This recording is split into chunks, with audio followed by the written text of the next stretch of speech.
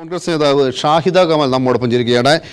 ഷാഹിദ കമാൽ, ഇവിടെ എല്ലാവരും നോക്കുന്ന ഒരു കാര്യം, ഈ MLA ഹോസ്റ്റലിനകത്ത് നമ്മുടെ ഭരണസിരാ കേന്ദ്രത്തിൻ്റെ തൊട്ട് താഴെയുള്ള അതിനോട് ചേർന്നുള്ള ഒരു റൂമിൽ വെച്ച് ഇതിൻ്റെ എല്ലാം ആസൂത്രണവും നടക്കുന്നു. മുഖ്യ പ്രതിയായ ജയചന്ദ്രൻ അവിടെ താമസിക്കുന്നു. പക്ഷേ ജയചന്ദ്രനെ MLA ഹോസ്റ്റലിൽ കൊണ്ടുവന്ന് തെളിവെടുക്കാൻ പോലും തയ്യാറല്ല. ഇതിൽ നിന്ന് നമ്മൾ മനസ്സിലാക്കേണ്ട കാര്യം എന്താണ്? ആരെയൊക്കെയോ സംരക്ഷിക്കാൻ ശ്രമിക്കുന്നു എന്നല്ലേ നൽകുന്ന സൂചന? ഹലോ, താങ്കൾക്ക് കേൾക്കാമെന്ന് കരുതുന്നു. എന്റെ ചോദ്യം കേട്ടുവോ? കേട്ടു. പ്രതികരിക്കാം. ശ്രീ വിൽസൺ പെരേരയുടെ അഭിമുഖം ഞാൻ കാണുകയുണ്ടായി.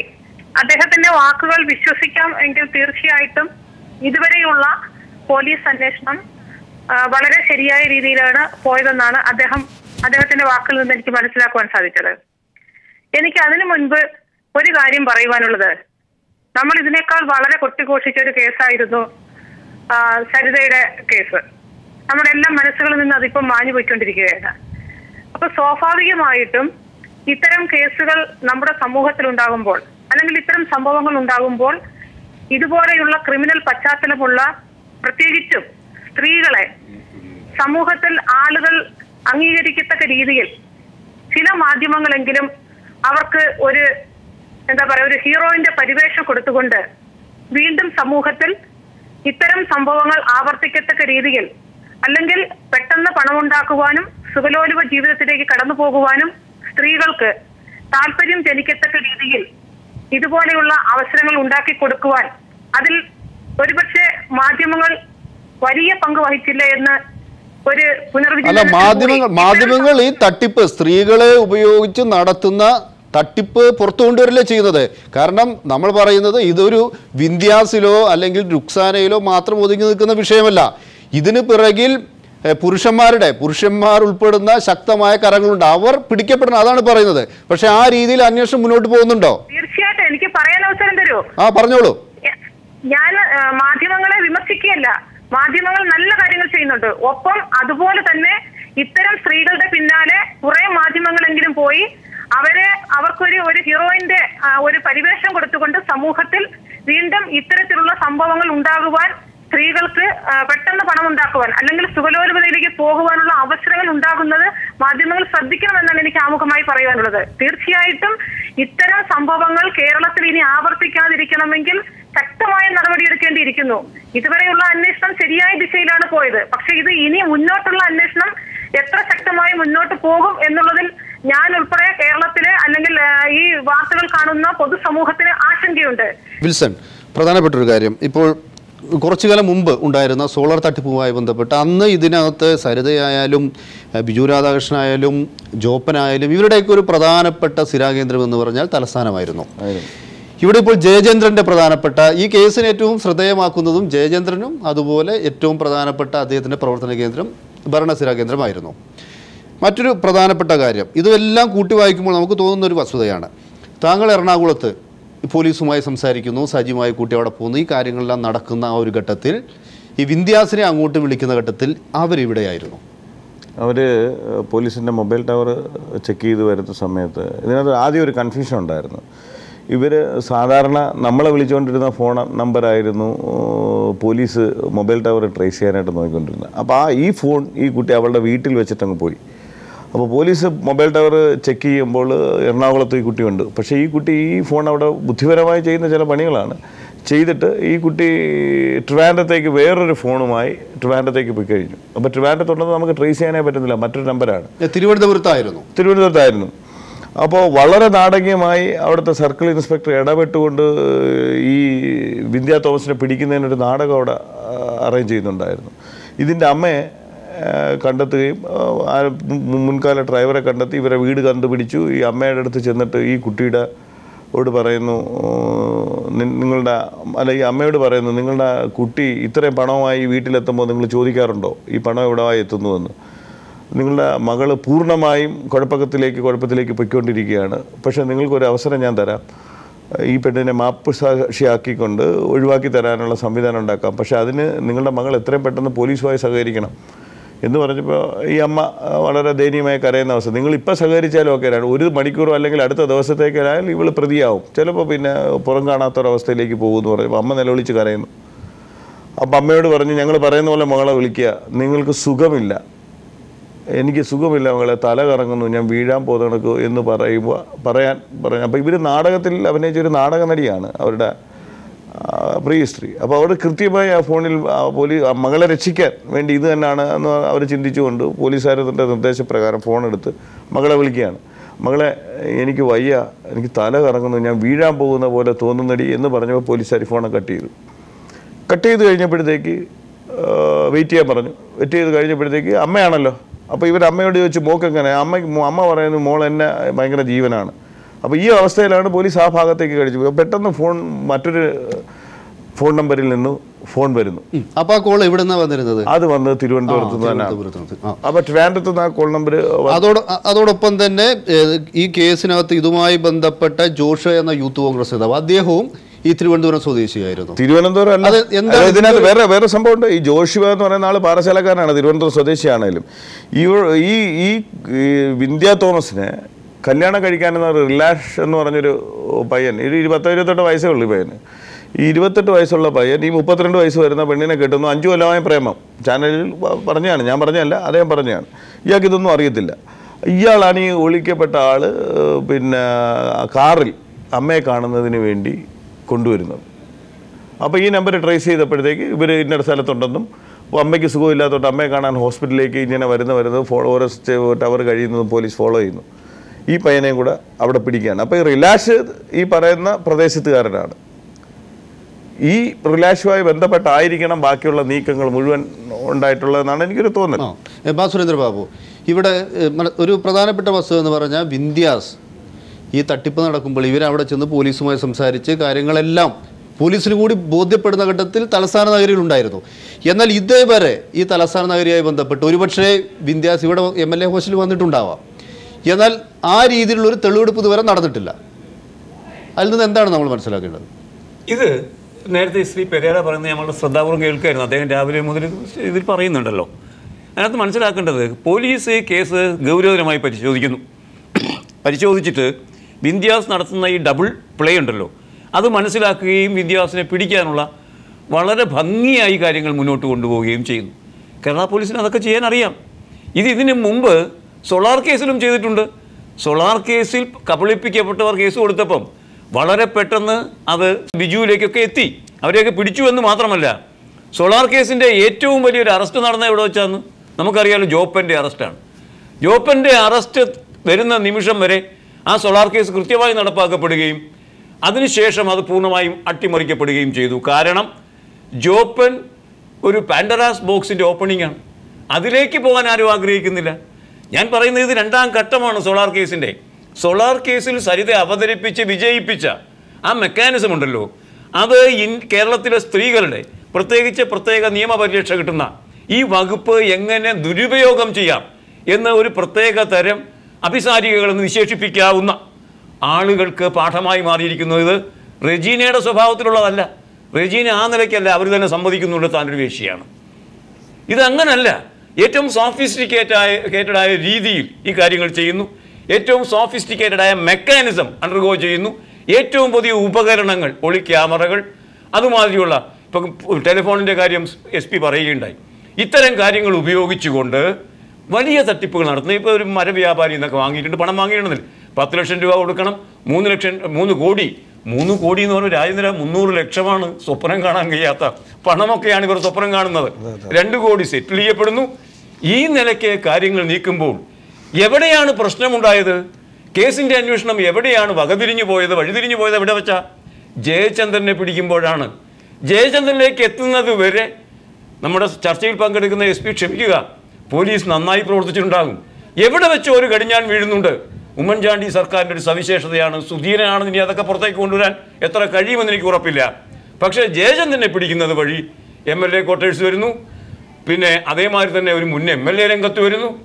ആ അർത്ഥത്തിൽ അധികാരത്തിൻ്റെ ഇടനാഴികളിലേക്ക് അത് സഞ്ചരിക്കുകയും സരിതയുടെ കേസിൽ എന്ന മാതിരി അധികാരത്തിൻ്റെ ഇടനാഴിയിൽ പെൺവാണിഭം വരെ വെച്ചുവാണിഭം നടത്തപ്പെടുകയും ചെയ്യുന്നു എന്നൊരു സാഹചര്യം വരുമ്പോൾ കേസ് അട്ടിമറിക്കപ്പെടുന്നു. വീണ്ടും ഇത് ആവർത്തിക്കുമോ എന്ന ആശങ്ക. എനിക്ക് ആശങ്കയല്ല, ഏകദേശം തീരുമാനമാണ്. ഞാൻ പറഞ്ഞില്ലേ, നാളെ വരാൻ പോകുന്ന റിപ്പോർട്ടുകളിൽ ഒന്ന്, ആ പിടിക്കപ്പെട്ട പേഴ്സണൽ കമ്പ്യൂട്ടർ ഉണ്ടല്ലോ, അതിനകത്തൊന്നും ലാപ്ടോപ്പിൽ ഒന്നും ഉണ്ടായില്ല എന്ന് പറയുമ്പം പാവം പെരേരയ്ക്ക് ഇരുന്ന് പറയാം ഞാനിത് കണ്ടതാണ്. ആരാണ് സഹായിക്കാൻ പോകുന്നത്? ഇതാണ് ഇവിടുത്തെ പോലീസിന്റെ നീതി. അത് പോലീസിന് മേലുള്ള സമ്മർദ്ദം ആ രീതിയിൽ പറയാമല്ലേ ഈ സുഭാഷ് ബാബു? കാരണം ഇദ്ദേഹം ചൂണ്ടിക്കാണിച്ചൊരു വസ്തുത സോളാർ കേസിലും നമ്മൾ കണ്ടതാണ്. ഈ കേസിനകത്തും ജയചന്ദ്രൻ്റെ അറസ്റ്റ് വരെ പോലീസ് വളരെ സമർത്ഥമായ രീതിയിൽ ഈ നല്ല സാക്ഷികളെ ഉണ്ടാക്കുന്നു, സാക്ഷികളെ വിളിക്കുന്നു, അവരിൽ നിന്നും തെളിവുകളെല്ലാം എടുക്കുന്നു, അത്യാധുനികമായ സാങ്കേതിക വിദ്യ ഉപയോഗിക്കുന്നു. പക്ഷേ എപ്പോഴാണോ അധികാരത്തിൻ്റെ ശ്രേണികളിലേക്ക് കാര്യങ്ങൾ നീങ്ങുന്നത് അതോടുകൂടി കാര്യങ്ങൾ തകിടം മറിയുന്നു. അതിനകത്ത് വാസ്തവമില്ലേ? താങ്കളുടെ പരിമിതികളെല്ലാം നമുക്ക് മനസ്സിലാക്കാം. എങ്കിൽ കൂടി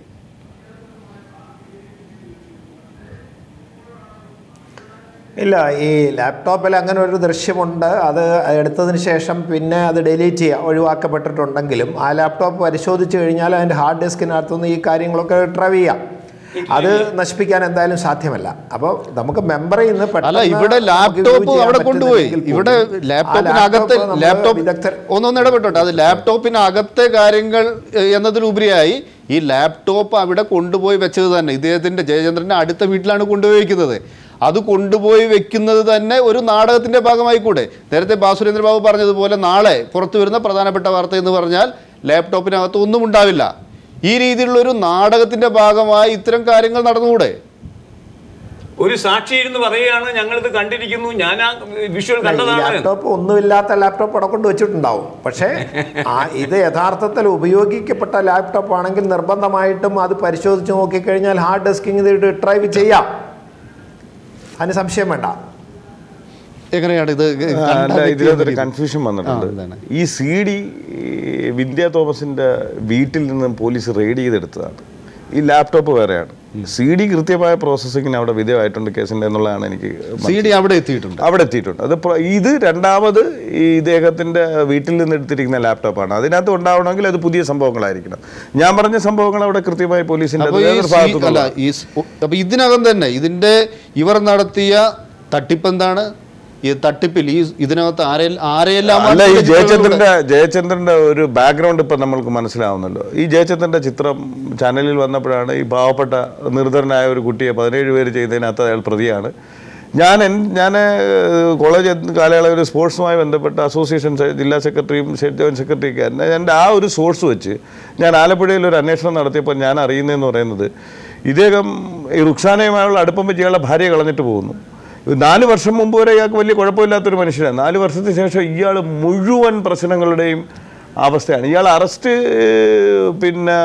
കൃത്യമായി പോകുന്നു എന്നുള്ളത് ഇനിയുള്ളതാണ് നമ്മൾ അന്വേഷിച്ച് നോക്കിക്കൊണ്ട്. പോലീസിൻ്റെ ഭാഗത്ത് അവർക്ക് എന്തെങ്കിലും സ്ട്രെസ് വരുന്നുണ്ടോ എന്നുള്ളത് നമ്മൾ കൃത്യമായി നോക്കി കണ്ടാൽ തന്നെ ഇനി ഇവിടുന്ന് അങ്ങോട്ടുള്ളത് അത് ബാസുരേന്ദ്രബാബു സാർ പറഞ്ഞത് അടിവരയിട്ടുകൊണ്ടാണ്. ഇനി മുന്നോട്ട് എങ്ങനെയെന്നുള്ളതാണ് അതിൻ്റെ ഒരു നോക്കി കാണേണ്ടത്. പുതിയതായി അന്വേഷണവും പുതിയ ആളിനെ പിടിക്കുകയൊക്കെ ചെയ്യേണ്ടതിന് ഇടക്കണ്ണി അങ്ങനെയാണെങ്കിൽ ജയചന്ദ്രനെ മിസ് ചെയ്താൽ if the link is missed entire thing is missed.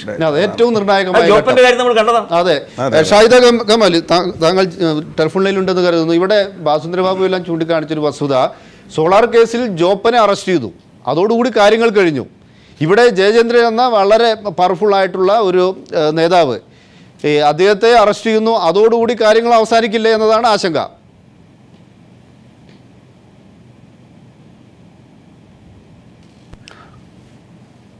Shrimati Shahida Kamal കേൾക്കാനുണ്ടോ? Hello, ഇവിടെ ഉന്നയിക്കപ്പെട്ട ഒരു പ്രധാനപ്പെട്ട ഒരു കാര്യം, സോളാർ കേസിൽ ജോപ്പനെ അറസ്റ്റ് ചെയ്തു, അതോടുകൂടി കാര്യങ്ങൾ അവസാനിച്ചു, അതിന് മുകളിലുള്ളവരിലേക്ക് കാര്യങ്ങൾ നീങ്ങിയില്ല. ഇവിടെ ജയചന്ദ്രനെ അറസ്റ്റ് ചെയ്തു, ജയചന്ദ്രൻ പോലീസ് കസ്റ്റഡിയിലായി, അദ്ദേഹത്തിൻ്റെ തെളിവെടുപ്പ് കാര്യങ്ങളെല്ലാം നടക്കുന്നു, അതോടുകൂടി കാര്യങ്ങൾ അവസാനിക്കുകയും സോളാറിലേതുപോലെ അതിന് മുകളിലോട്ട് പോകാതിരിക്കുകയും ചെയ്യുന്ന ഒരു സാഹചര്യം ഉണ്ടാവാൻ ഇടയില്ലേ? ഈ കഴിഞ്ഞ കുറെ നാളായി നടക്കുന്ന പല കേസുകളും ഇപ്പം താങ്കൾ നേരത്തെ സൂചിപ്പിച്ചതുപോലെ തിരുവനന്തപുരത്തെ MLA ക്വാർട്ടേഴ്സ് പല ക്രിമിനലുകളുടെയും ഒരു ഇടത്താവളമായി അല്ലെങ്കിൽ ഒരു ഇടനാഴിയായി മാറുന്നു എന്നുള്ളത് പല കേസുകളിലും നമ്മൾ കാണുകയുണ്ടായി. അത് ഈ ബ്ലാക്ക് മെയിൽ കേസിലായാലും സോളാർ കേസിലായാലും TP കേസിലായാലും എല്ലാം അങ്ങനെ ഒരു ക്രിമിനൽ പശ്ചാത്തലമുള്ളവർക്ക് ഒളിച്ചു താമസിക്കാൻ പറ്റുന്ന ഒരു കേന്ദ്രമായി MLA ക്വാർട്ടേഴ്സ് മാറുന്നു എന്നുള്ളത് വളരെ വേദനാജനകമാണ്. തീർച്ചയായിട്ടും ഇത് ജയചന്ദ്രൻ എന്ന ഒരു വ്യക്തിയിൽ മാത്രം ഒതുങ്ങി നിൽക്കുന്ന ഒരു കേസായിരിക്കില്ല. കാരണം 2 സ്ത്രീകളോ ഒരു ജയചന്ദ്രനോ മാത്രം വിചാരിച്ചാൽ കേരളത്തിലെ ഇപ്പോൾ നമ്മൾ മാധ്യമങ്ങളിൽ വരുന്ന വാർത്തകൾ വെച്ച് നോക്കിയാൽ കേരളത്തിലെ വിവിധ മേഖലകളിൽ, വ്യത്യസ്ത മേഖലകളിലെ ഏറ്റവും പ്രധാനപ്പെട്ട ആളുകളെല്ലാം ഇവർ ഈ ബ്ലാക്ക് മെയിലിൽ കുടുക്കിയിട്ടുണ്ട് എന്നാണ് നമുക്ക് മനസ്സിലാക്കാൻ സാധിക്കുന്നത്. അത് വ്യവസായ രംഗത്തായാലും രാഷ്ട്രീയ രംഗത്തായാലും ഔദ്യോഗിക രംഗത്തായാലും ഒക്കെ പല മേഖലകളിലെയും ഉന്നതരെ തെരഞ്ഞുപിടിച്ച് അവരുടെ മുഴുവൻ ഡീറ്റെയിൽസും കളക്ട് ചെയ്തുകൊണ്ട് അവരുടെ ആസ്തി വിവരവും അവരുടെ കുടുംബ ബന്ധങ്ങളും അവരുടെ സാമൂഹ്യ പശ്ചാത്തലങ്ങളും എല്ലാം മനസ്സിലാക്കി വളരെ കൃത്യമായി ടാർഗറ്റ് ചെയ്തുകൊണ്ടാണ് ഓരോ വ്യക്തികളെയും ഇവർ ഈ ബ്ലാക്ക് മെയിലിൽ കുടുക്കിയിരിക്കുന്നതെന്നാണ് നമുക്ക് ഇപ്പോൾ അതാണ് വളരെ ഷാഹിദ കാമിൽ താങ്കൾ പറഞ്ഞത് വളരെ പ്രധാനപ്പെട്ട ഒരു കാര്യമാണ്. കാരണം ഏതെങ്കിലും ഒരു വിഭാഗത്തെ മാത്രമല്ല, നല്ല സമ്പന്നരായ നിരവധി പേരെ, അതായത് ബിസിനസ്സുകാരുണ്ടാവാം, ഉദ്യോഗസ്ഥരുണ്ടാവാം, രാഷ്ട്രീയക്കാരുണ്ടാവാം, അവരെല്ലാം കുടുക്കിയിരിക്കുന്നു. പക്ഷേ അവിടെയുമുള്ളൊരു ചോദ്യം, അത്ര വ്യാപകമായ രീതിയിൽ ഈ തട്ടിപ്പുകൾ നടത്തണമെങ്കിൽ അവർക്ക് പിന്നിൽ ഈ ജയചന്ദ്രനെ പോലുള്ള ആൾക്കാരിൽ മാത്രം ഒതുങ്ങി നിൽക്കുന്നവരല്ല, അതിലും എത്രയോ കരുത്തരായ ആൾക്കാരുണ്ടായിരിക്കണം. അവരിലേക്ക് കാര്യങ്ങൾ നീങ്ങില്ല. സോളാർ കേസ് ജോപ്പനിൽ അവസാനിച്ചതുപോലുള്ളൊരു സാഹചര്യം ഇവിടെ ഉണ്ടാവില്ല എന്നാണ് വിഷയം.